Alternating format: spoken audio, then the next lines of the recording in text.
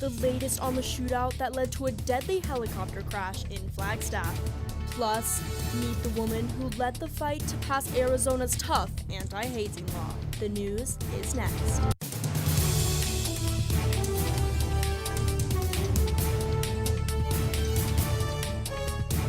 NAZ Today, Northern Arizona's local news. Good evening and welcome to NAZ Today. I'm Ben Young. And I'm Riley Kickbush. Thanks for tuning in. Flagstaff is experiencing a drier winter season compared to its annual average.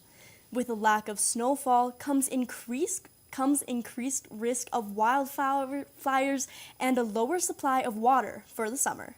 NAZ Today's Noah McNeil gives us more details on how dry this season is looking. Thanks, Riley. We are significantly behind in snowfall this year, but meteorologists give us hope that the next few weeks will give way to that much-needed precipitation.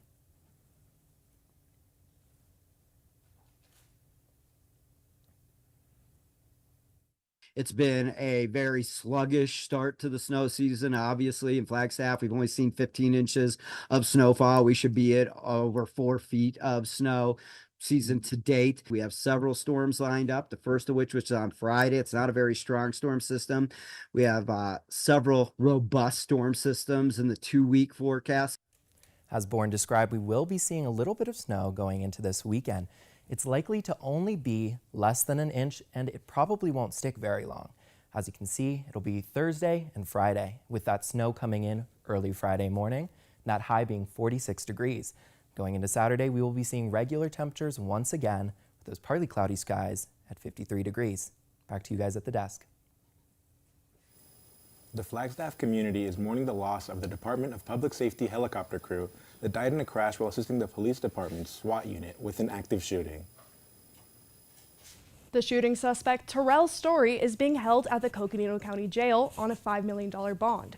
He is facing 2 charges for first-degree murder for the deaths of the DPS troopers, 23 charges of aggravated assault with a deadly weapon, 6 burglary charges, 6 endangerment charges, 12 charges of disorderly conduct, and 1 charge for unlawful possession of a weapon. The police department held 2 ceremonies over the weekend at the medical examiner's office, honoring the fallen 2-man crew of Ranger 56. These individuals were more than employees.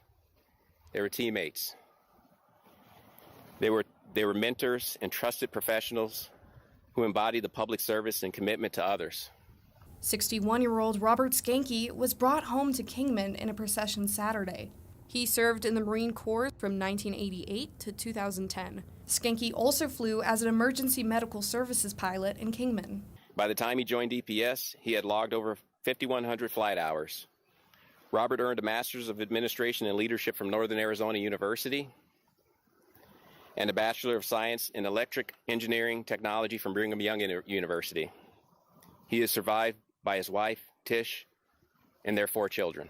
State Trooper and paramedic Hunter Bennett was also from Kingman. He celebrated his 28th birthday just 3 days before the crash. Born February 1st, 1998, in Hartford, Connecticut, he graduated magna cum laude from Arizona State University's Barrett Honors College with dual majors in business and criminal justice. This all began last Wednesday. Police responded to a domestic violence call around 8:30 p.m. When they arrived, suspect Terrell Story allegedly started firing at officers with a semi-automatic rifle. For almost 2 hours, the gunman hopped from roof to roof, exchanging fire with officers. One eyewitness took this video at the Maverick gas station on Route 66, less than half a mile from the shootout when the helicopter arrived. I noticed some sparks coming out from under the rotor of the helicopter while it was up, and then it did a hard 180, and you could hear the blades start to die down. They started getting choppy, and I noticed that it started nosediving straight down. The cause of the crash is currently unknown and under investigation, but Pena says from his vantage point, it did not appear that the helicopter had been shot. I think it was getting shot, but I don't think that's what caused it at that distance and hitting that right angle right below the rotor to cause that to happen. I think it was just some mechanical failure.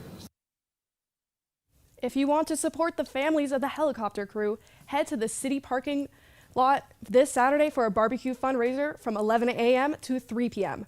All proceeds raised will go directly to the families. The recent death of an NAU fraternity member has shined a light on the issue of hazing and Arizona's tough Jack's Law, which sets strong penalties for hazing of all kinds. NAZ Today's Nicole Rutherford met with the woman who lost her son and ended up being the driving force behind the law. Jack Cololius was a freshman at Arizona State University who passed away due to hazing in 2012. His mother, Grace Cololius, remembers him fondly. He was a very fun-loving guy. He is an identical twin, and he was my youngest son.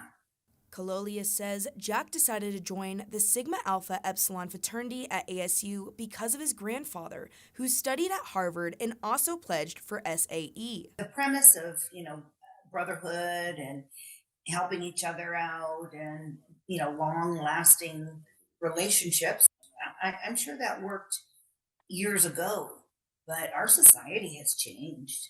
People change, and I think the fraternity, or the way that it used to be, needs a major update. Jack went missing after leaving a restaurant in Tempe Marketplace, ordering drinks using a fake ID with other fraternity members, and was later escorted out. Jack's body was found in Tempe Town Lake 16 days later. He had drowned. I was told that they had to go from one end to the other and come back.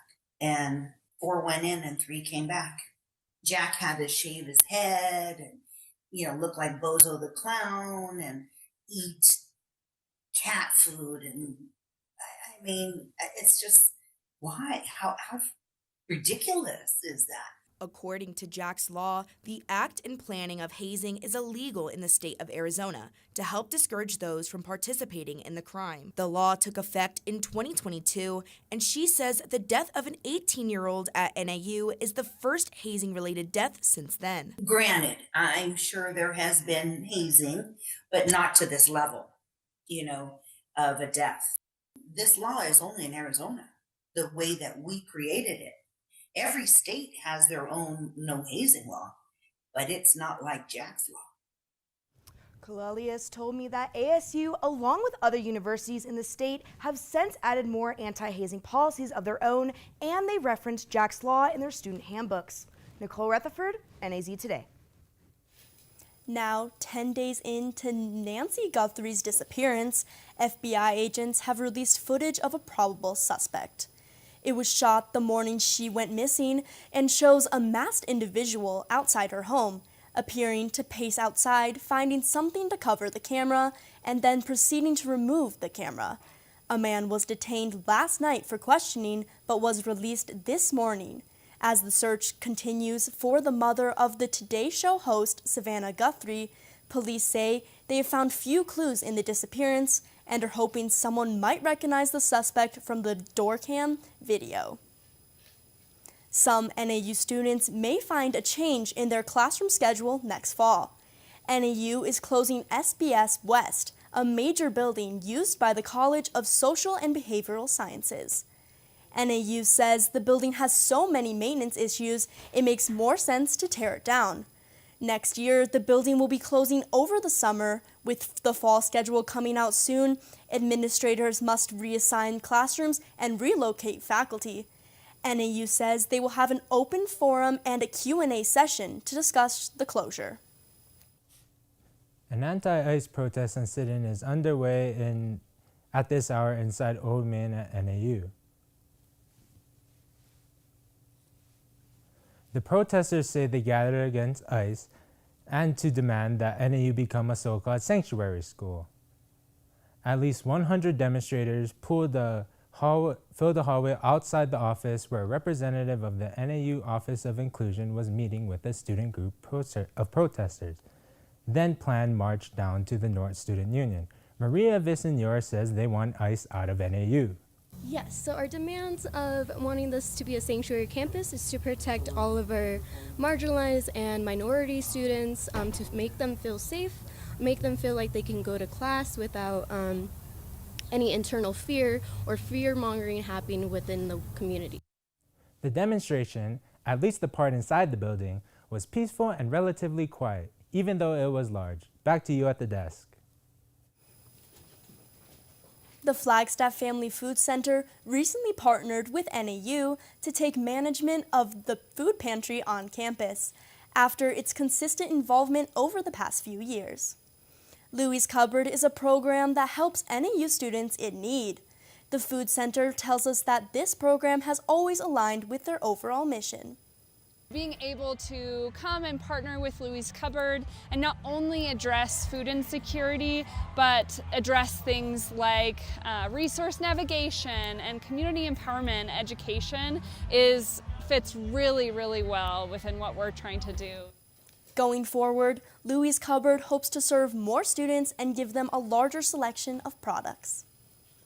This isn't the only thing the Food Center has been up to.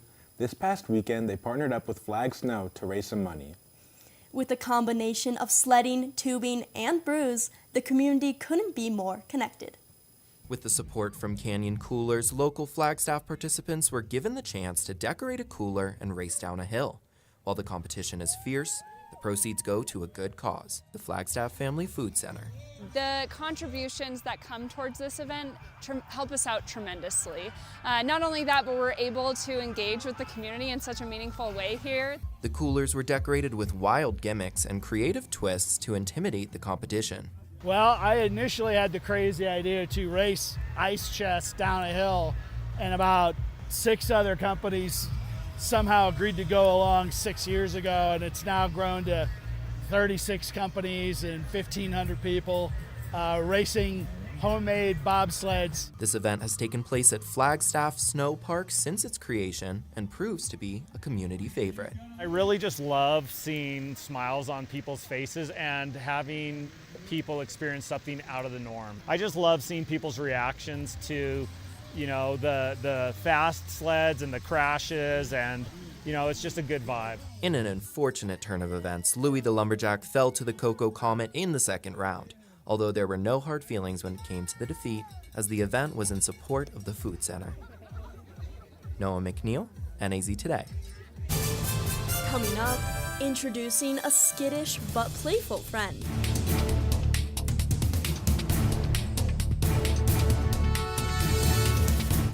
All right, look at you taking the stairs. Who are you?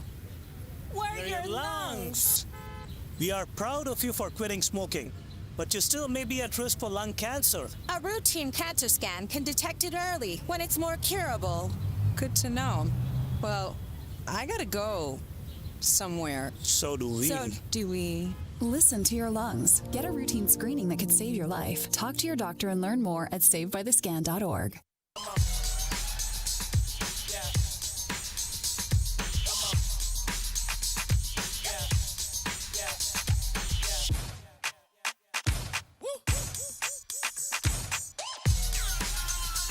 You're not going to get it all right.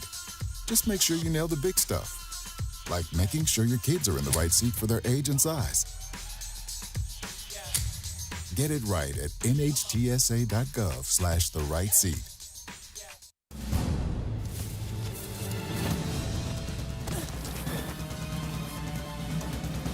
Even the mighty might not see it coming. It's prediabetes, and it captures 1 in 3 adults. But you can escape. Take the 1-minute prediabetes risk test to know where you stand and prevent or delay type 2 diabetes. Be your own hero on smartphones everywhere at doihaveprediabetes.org. Multiple studies have shown that marijuana can slow both driver reaction and response time, which can be really dangerous. He's here. He's here. Wait. What? I can't drive. Why? My. Oh.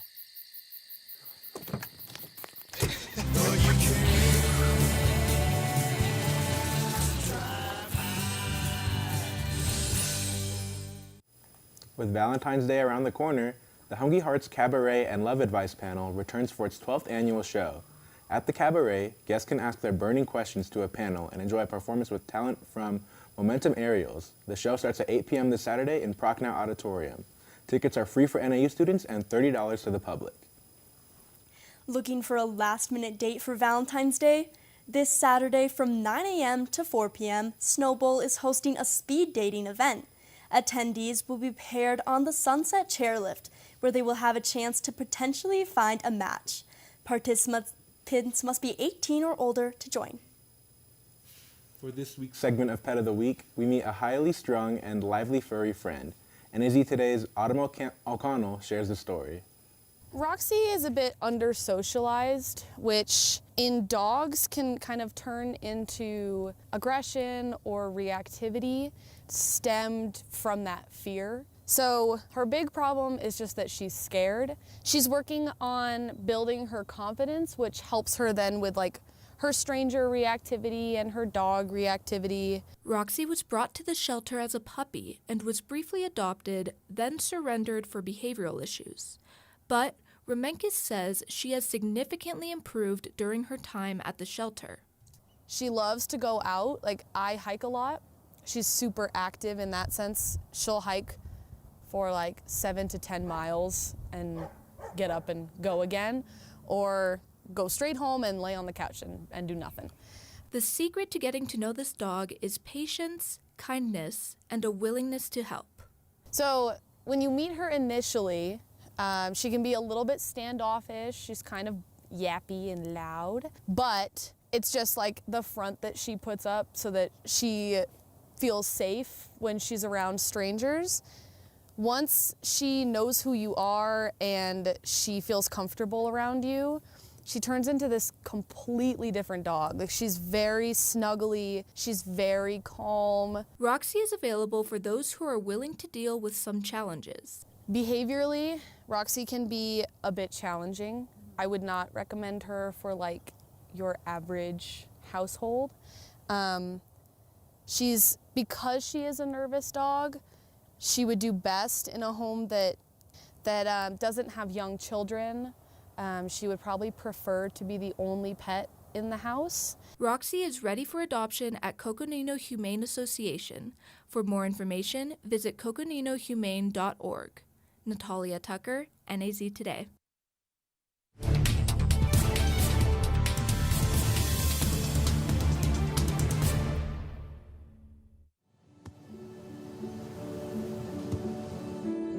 I don't remember how it started. Go to that. Our back and forth. It always came back. Dad! You probably don't remember what you told me, That was perfect. but I heard every word.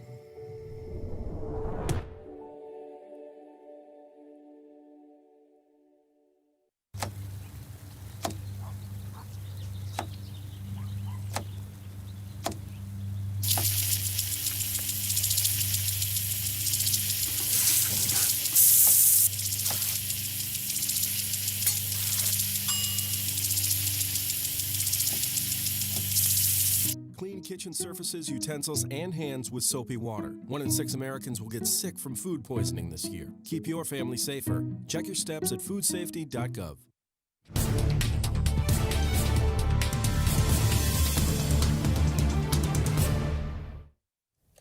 Welcome back to NAZ Today. I'm Noah McNeil, and I'll be your weather forecaster for this Wednesday afternoon. Currently, it is 51 degrees with sunny skies. Now, across northern Arizona, we are seeing that average of those high 40s from Flagstaff here up to the Grand Canyon. Now, as we go further down into the valley, we are going to be seeing Phoenix at that 76 degrees, as well as Tucson at 75. Now, these two regions are seeing some of the hottest winters in the last decade. Now, going into tonight, we are going to be, or going into tomorrow, sorry, we are going to be seeing an upward spike there by 2 p.m., by 3 p.m. at 55 degrees with partly cloudy skies. As we mentioned, there will be snow in the forecast for the next few days. We will be seeing about an inch on Thursday to Friday morning. And then on Saturday, partly cloudy skies with 34 degrees is our high. On Sunday, cloudy skies, 51 degrees. Then on Monday, it's going to be 46 degrees, but it's going to be particularly windy. We are expecting to see winds that could range up to 40 miles per hour. So stay prepared for that. Now that's all the weather I have at the moment. Stay tuned for your sports recap with Austin Williams. Leaving hot coals improperly extinguished can cause a wildfire. Hey guys, it's smoke It looks as if Smokey is going to use the drown, stir, drown, and feel technique. After the first drown, a good start. Next, another drink. And finally, a close feel. Is it cool? Okay. Yeah. Hey, Smokey, catch. Oh, my bad, Smokey. Only you can prevent wildfires. There are a lot of temptations facing young people today, like electronic cigarettes and skateboarding.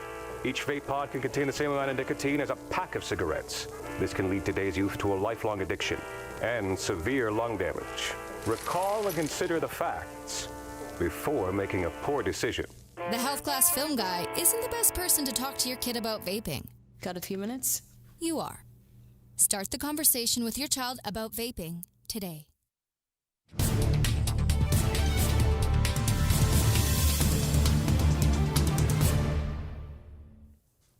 Welcome back. My name is Austin Williams, and I'll be your sports reporter for the night.